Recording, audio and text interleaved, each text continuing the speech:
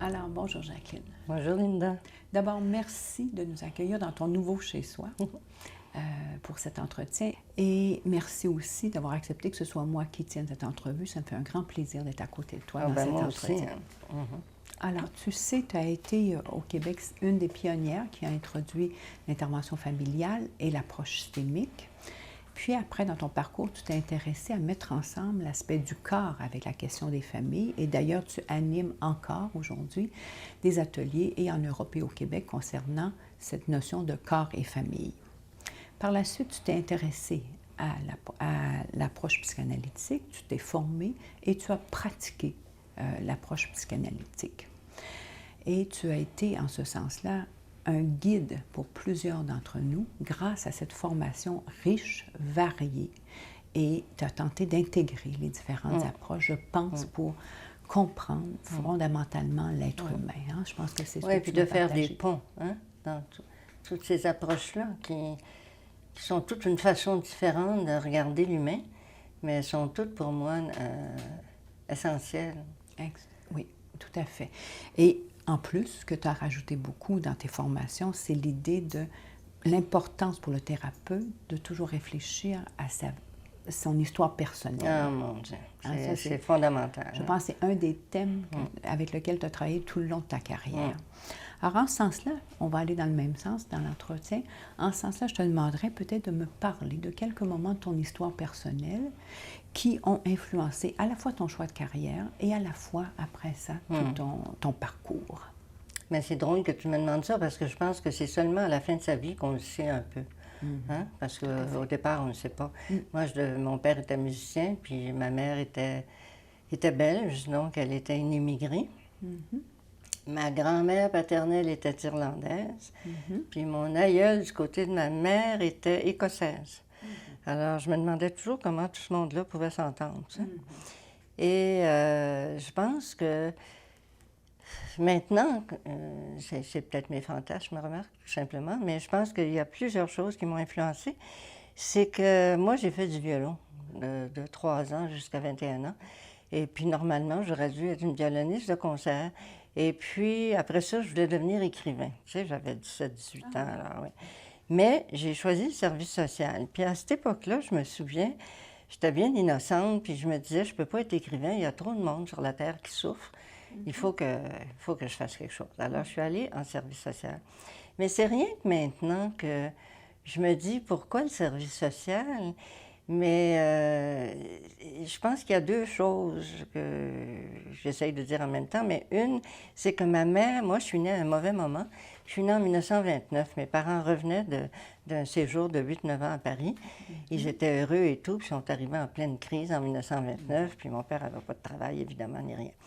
Alors, je pense que ma mère, elle a dû être extrêmement angoissée. Je dirais, j'en ai parlé avec elle quand j'avais 40-45 ans. Et c'est comme Harold Searles dit, il y en a qui deviennent les thérapeutes de leurs parents très, très, très, très, très jeunes, tu sais, même bébé. Et moi, ma mère était une femme très courageuse et très fière et très autoritaire. Et quand elle faisait des colères de l'autre monde, moi j'avais peur, mais je me disais, j'ai compris très très tôt que ma mère, il fallait qu'elle soit parfaite. Tu sais, elle avait à l'intérieur un besoin d'être parfaite. Et ses parents lui avaient dit, tu maries un étranger, un crève la faim, viens jamais te plaindre. Donc moi j'ai dû entendre tout ça. Et quand j'ai compris que dans ma mère, il y avait une petite fille qui était terrifiée et qu'il fallait qu'elle fasse tout bien, à ce moment-là, je l'ai comprise. Et j'ai toujours été intéressée à que signifiaient les comportements. Tu sais, les comportements irrationnels ou les comportements excessifs. Qu'est-ce qu'il y avait derrière qui faisait que c'était ça? Mais pour moi, c'était pas toute la personne. Il y a eu ça. Déjà tout petite, t'avais compris. Tout petite, oui. Et puis, j'essayais d'arranger les relations de ma mère et ma sœur. Et puis, quand j'avais peur que mes parents ne s'entendent pas, j'essayais d'arranger ça. Mais je faisais ça sans m'en rendre compte, au fond. Hein. C'est rien qu'après que je me suis rendu compte de tout ça. Et en plus, c'est que mon père a été pour moi, dans ma légende à moi, mon père a été connu quand j'ai eu à peu près 14 ans, 15 ans. Probablement que c'est pas exactement comme ça que ça s'est passé, mais pour moi, ça a été ça. Et là, tout d'un coup, je suis devenue la fille d'un tel. Puis je me disais, pourtant, la semaine dernière, il était pareil, tu sais. Et ça aussi, ça m'a beaucoup questionné, toute la question du snobisme, puis de comment on essaye de s'approprier quelqu'un, bon, etc. Et ma mère, elle a aidé mon père. Quand ils n'avaient pas un sou, elle achetait des grandes feuilles de papier blanche, puis la nuit, quand je me réveillais, elle faisait les porter à langue de Chine. Ça coûtait moins cher que d'acheter du papier à musique. Et ma mère, elle a fait son savon, puis elle était une bourgeoise, ma mère, mais elle a connu la misère. Et elle faisait son savon, elle tricotait, elle cousait, elle travaillait jour et nuit, et elle adorait mon père qui lui rendait bien. Alors, quand mon père a été connu, je me disais, lui, c'est un grand homme connu. Et ma mère, elle, je me disais, elle a autant de mérite que lui. Alors, moi, j'ai l'impression, bien des années après, que j'ai choisi le service social et de rendre les travailleurs sociaux conscients de leur valeur. Toute la question de la classe sociale, de C'est la ça. misère, de la Voilà, richesse, c'est de ça. la représentation. C'est ça. Est venu tout se fusionner Exactement. dans ton histoire personnelle. Exactement. Puis qu'un médecin, c'était pas mieux qu'un travailleur social. Puis un psychologue, c'était pas mieux qu'un travailleur social. Puis à cette époque-là, mais encore maintenant, il y a une espèce de hiérarchie. Et ça, moi, je ne pouvais pas supporter ça. Alors, je pense que c'est tout ça qui m'a amenée vers le service social. Donc, ta rencontre avec Virginie Satir a dû être importante en ce sens-là. Ah, mon Dieu! Ça a été mon modèle parce qu'elle était travailleuse sociale. Ben oui. Hein? Elle était... et je trouvais qu'elle ressemblait beaucoup à Winnicott, Winnicott de la psychanalyse. Et elle faisait des choses, une créativité extraordinaire. Elle travaillait dans un hôpital, dans un département interne où il y avait des psychotiques. Elle s'assoyait par terre dans les couloirs et puis on la laissait faire parce qu'on la trouvait un peu originale. Et les gens allaient vers elle, les psychotiques, puis parlaient avec elle. Et c'est comme ça qu'elle a travaillé énormément, puis elle a sorti beaucoup de gens des hôpitaux. Et moi, elle m'a fascinée. Donc, elle était travailleuse sociale, elle était à Salem. Dans ce temps-là, c'était un centre américain de Gestalt et de toute la thérapie existentielle, et à partir aussi de pas Searles, mais de Pearls en Gestalt. Alors, c'était un esprit très ouvert, et en même temps, je la trouvais un peu comme j'ai toujours trouvé Moni El-Kaïm, aussi une pensée analytique. C'est-à-dire, qu'est-ce qu'il y avait derrière les comportements? Puis elle était très relationnelle. Puis elle disait, les gens préfèrent la misère de l'incertitude à la misère de la certitude à la misère de l'incertitude. Alors, tous ces paradoxes-là, j'ai commencé à réfléchir à ça, puis je réfléchissais à ma propre famille d'origine, mais à ma propre famille, parce que j'avais des petits-enfants, et je trouvais ça compliqué par bout. Et je trouvais ça très, très complexe. D'élever ses enfants. Oui, mes enfants, puis comment ça fonctionnait dans ma famille. Parce que mon plus jeune fils, moi, il avait 5 ans, puis une fois à table, il m'a dit « Arrête de disputer Jean, qui était son frère aîné, c'est après papa que tu es furieuse. J'étais restée sciée. Et là, j'ai commencé... Bon. Alors, j'ai commencé à me former en thérapie de famille, mais j'étais au département de psychiatrie à Sainte-Justine. Moi, j'étais une travailleuse sociale, puis il y avait une psychologue. Puis après ça, bon, le département a été fondé. Puis Denis Lazure, moi, je lui suis personnellement reconnaissante parce qu'il m'a laissé faire vraiment ce que je voulais. Tu sais, moi, j'étais la travailleuse sociale à cette époque-là. Écoute, j'ai 80, alors ça remonte loin. Hein, j'avais 32 ans. Et les psychiatres voyaient l'enfant. Et puis, la travailleuse sociale voyait la mère. Les pères, on n'en entendait jamais parler. Et moi, ben, j'ai décidé de demander aux mères d'amener les pères. Puis les mères me disaient, ben, ils ne s'en occupent pas des enfants, il n'est pas intéressé. Puis ça, là, j'étais justement. Alors, elle me disait, il ne viendra pas. Alors moi, tu sais, je ne connaissais rien. Mais le bon sens me disait que ça n'avait pas de bon sens. Alors, je disais aux mères, donnez-moi le numéro de téléphone de votre mari à votre travail, je vais l'appeler, moi. Alors, ils venaient, parce que je leur disais qu'il était important. Alors, c'est comme ça que j'ai commencé à, à me dire qu'un enfant n'était pas séparé de sa famille, qu'il y avait quelque chose à comprendre dans ses symptômes, dans les relations familiales. Ce que tu me dis que toi-même, tu avais commencé à comprendre très jeune. Exactement, mais je ne m'en rendais pas compte. Hein. C'est toujours bien après qu'on s'en rend compte. Alors, Denis Lazure, il me disait, si tu veux voir des familles, vois des familles. Tu sais. Et les autres me disaient que je n'avais pas réglé mon complexe d'Édipe parce que je voulais les pères absolument. Moi, j'en savais rien, puis ça m'était égal. En tout cas, c'est comme ça que ça a commencé. Oui. Et j'ai entendu parler de satire par une revue en service social.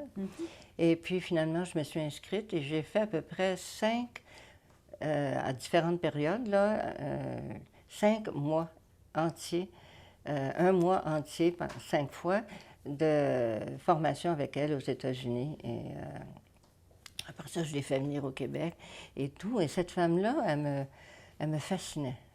D'abord, physiquement, elle était très, très grande. Elle s'habillait très, très mal. Et moi, je suis sensible à ça. Et puis une fois, je lui avais dit, je ne peux pas comprendre qu'avec votre intelligence, vous vous habillez comme ça. Elle m'avait dit, oh yes, dites-moi. Et elle était tellement ouverte, cette femme-là. C'était extraordinaire. Et une fois par année, pendant au moins une dizaine d'années, elle allait camper avec des familles impossibles. Et elle disait, dans le bois, il faut régler ses problèmes. Alors, elle avait toutes sortes d'initiatives. Hein? Puis je pense que tu l'as vu, toi aussi. Hein? Elle nous faisait prendre des postures corporelles où on ressentait vraiment ce que la posture exprimait. Et ça m'a beaucoup fascinée.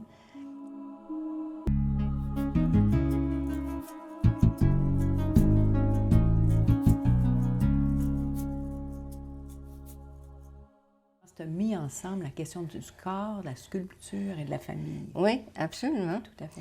Absolument. C'est pour ça que j'avais toujours besoin de comprendre. Moi. De toute façon, il fallait que je comprenne comment fonctionnait une famille pour comprendre ma propre famille. Ensuite, il a fallu que je comprenne comment ça fonctionnait un couple. Et puis, j'allais me former en thérapie de couple. Et après ça, Satire, elle disait quelque chose, je me souviens plus, j'aimerais ça m'en souvenir. J'ai des photos d'elle, puis c'est écrit en bas.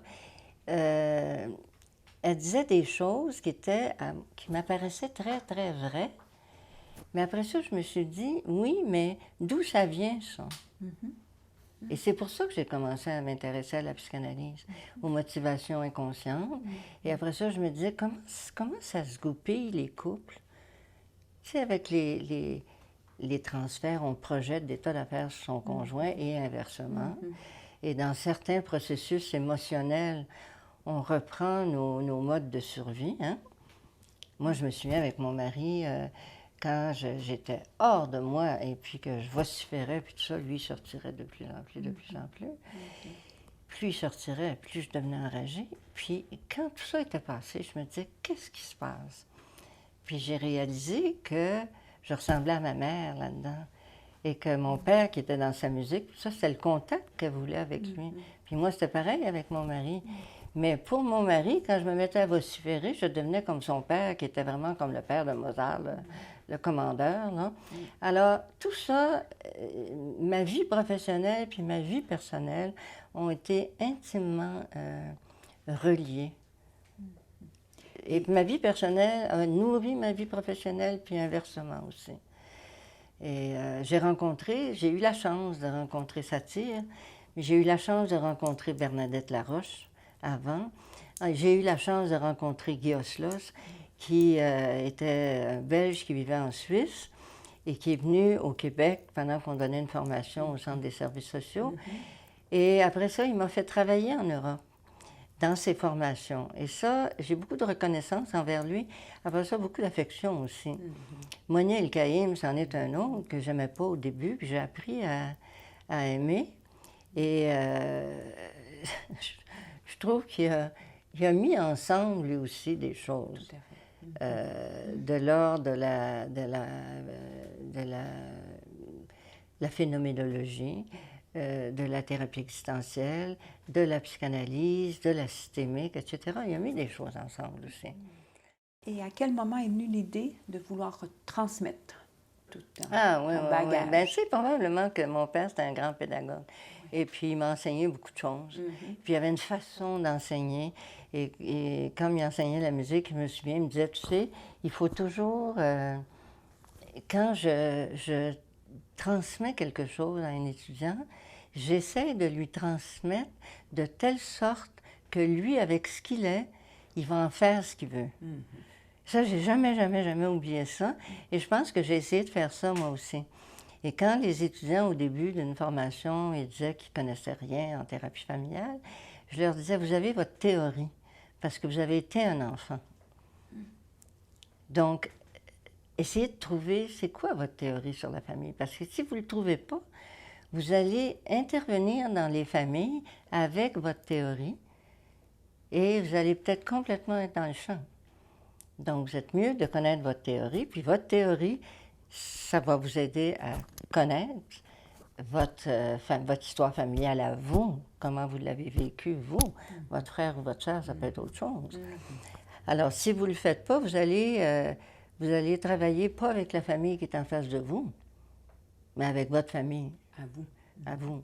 Donc, alors, toute la nécessité pour moi que les gens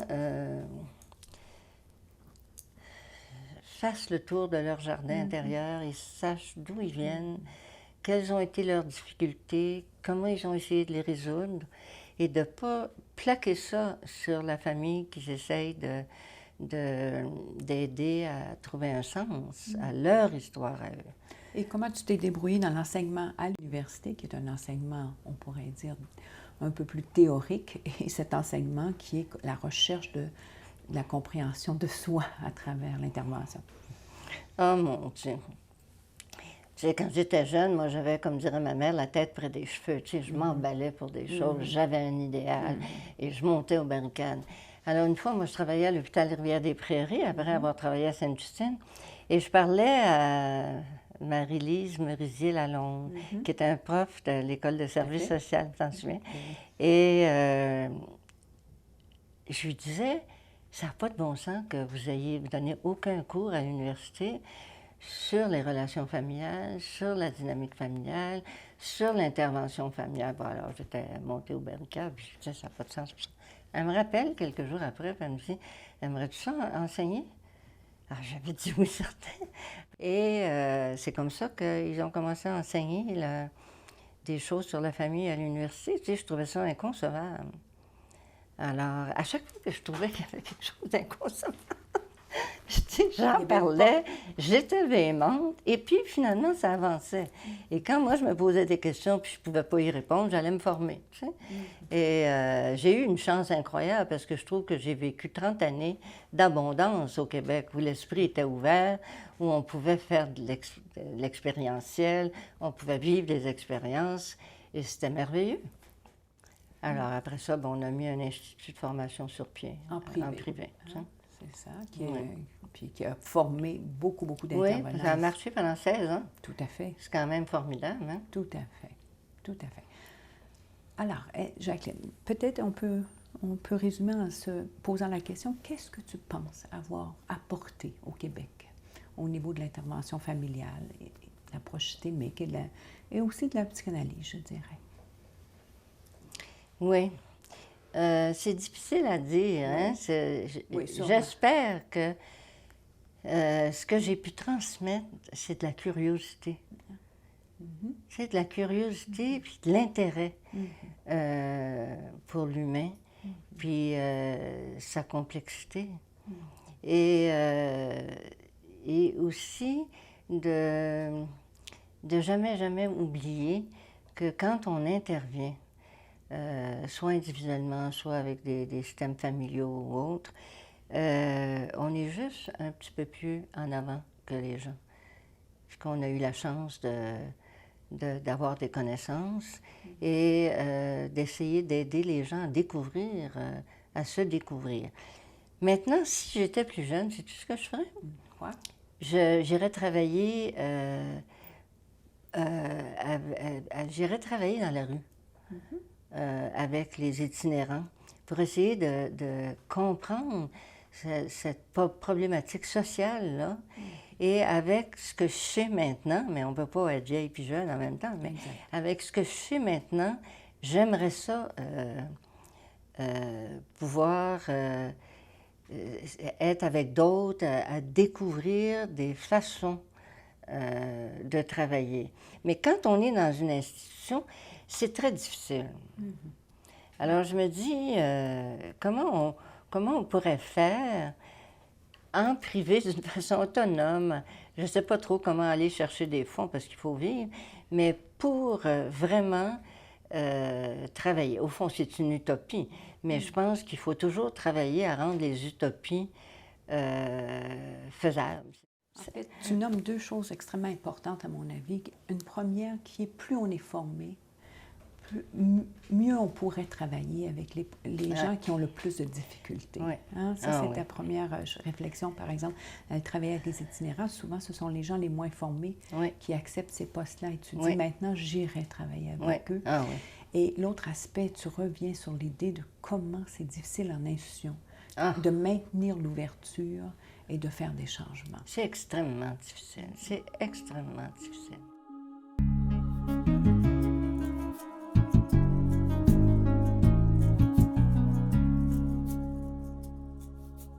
Qu'est-ce qui maintient la créativité, tu penses? Le désir. Je pense que... Et c'est pour ça, je pense que les gens qui sont âgés, mais qui sont vivants, c'est qu'ils n'ont pas renoncé à leur désir, tu sais?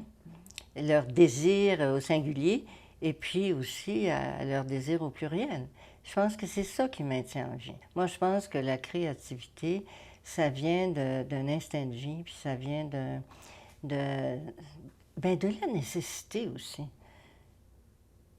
Tu sais, moi, je me souviens au tout début, quand je voyais des familles à Sainte-Justine, il y avait des salles d'entrevue avec des vitres. C'était pas des miroirs, là. Dans ce temps-là, c'était pas encore arrivé. Et moi, j'étais découragée avec une famille là, qui était catastrophante. Tu sais. Et j'avais séparé la famille. J'en avais mis la moitié dans une salle avec une vitre, puis moi, j'étais avec l'autre moitié dans l'autre vitre. Parce que autrement, c'était une cacophonie. Alors, de la nécessité est née cette idée-là. Mais je me suis rendu compte que la moitié de la famille était très intéressée à voir ce que l'autre faisait dans l'autre pièce. Ils ont commencé à poser Alors là, j'ai utilisé ça, moi. Souvent, je les séparais, je les mettais dans les deux pièces avec la vitre, ils pouvaient observer et il y avait des changements qui se faisaient. Alors, moi, je pense que la nécessité est la mère de l'invention. C'est pas moi qui l'ai dit, ça, mais c'est vrai. Mais pour ça, il faut rester vivant. Tout à fait. Puis peux-tu me parler un peu des sculptures que tu faisais? Parce que ça, je pense, c'est ta couleur et ça, on est riche de cet enseignement-là que tu nous as transmis. Ouais. Ça vient de Virginia Satir. Et moi, je trouve que son génie, entre autres choses, ça a été de pouvoir exprimer dans des postures physiques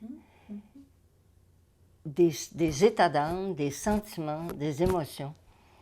Incroyable. Et puis je pense qu'elle disait à un moment donné de rendre l'implicite explicite, de rendre l'abstrait concret, et de rendre, je ne me souviens plus quoi, ce qui était couvert, ouvert.